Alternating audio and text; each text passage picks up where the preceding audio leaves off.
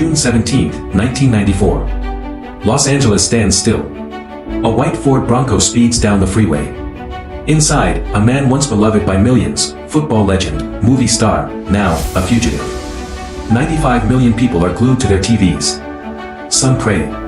Some cheer. Everyone watches. But the real question isn't just where he's going. It's what he's running from.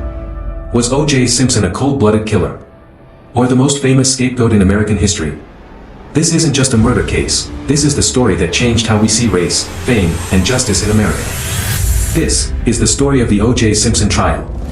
Before he was at the center of America's most controversial murder trial, O.J. Simpson was a national treasure. Born in San Francisco, he rose from poverty to become a college football legend at USC, winning the Heisman Trophy in 1968. Then he crushed it in the NFL. Smooth. Fast. Unstoppable. Off the field, he was charming, clean-cut, the kind of guy you'd see in commercials, movies, and smiling on the cover of magazines. By the late 80s, he was more than just an athlete. He was a brand. A symbol of success. And when he married Nicole Brown, a beautiful, young waitress from California, the public saw a picture-perfect couple.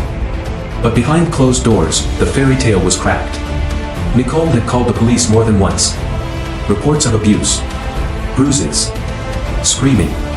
Yet O.J. always walked away free, untouchable, protected by fame. Nicole filed for divorce in 1992. But even after that, O.J. kept showing up. Jealous. Controlling. Watching. Then, 2 years later, Nicole and her friend Ron Goldman were found brutally murdered.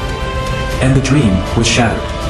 June 12, 1994. A quiet Sunday night in Brentwood. Nicole Brown Simpson had just returned home from her daughter's dance recital. Her friend, Ron Goldman, a 25-year-old waiter, stopped by to return a pair of sunglasses Nicole's mom had left at the restaurant where he worked. June 12, 1994. A quiet Sunday night in Brentwood. Nicole Brown Simpson had just returned home from her daughter's dance recital. Her friend, Ron Goldman, a 25-year-old waiter, stopped by to return a pair of sunglasses Nicole's mom had left at the restaurant where he worked. Nicole Brown Simpson, 35, and Ron Goldman were lying in pools of blood outside Nicole's condo. Stabbed. Slashed. Brutally attacked. Nicole's wounds were so deep, she was nearly decapitated. Police quickly began piecing together evidence. A bloody glove at the scene. Shoe prints matching a rare Bruno Magli brand.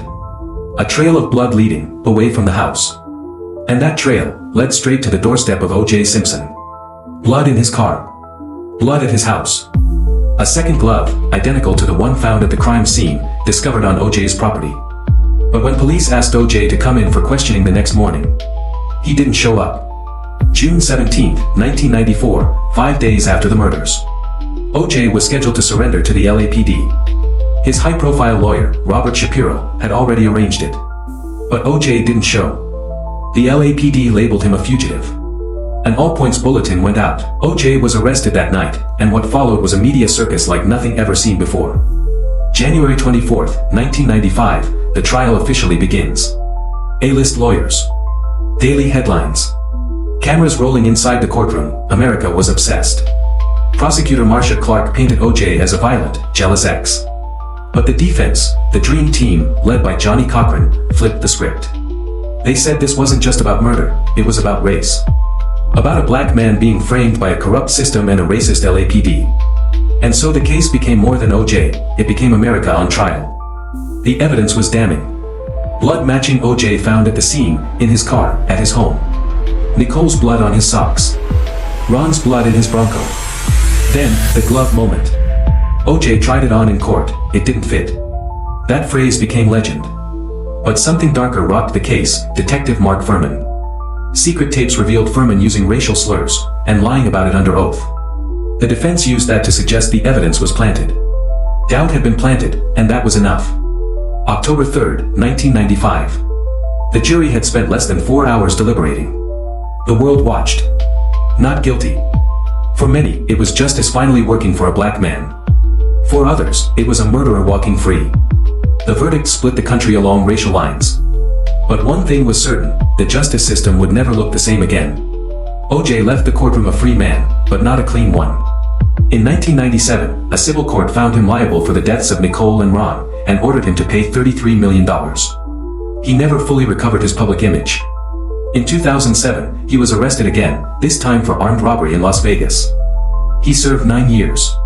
Today, the trial still echoes. It changed how we see crime, race, celebrity, and the media's power. But one question still lingers. Did O.J. really get away with murder? Or did America simply choose who to believe?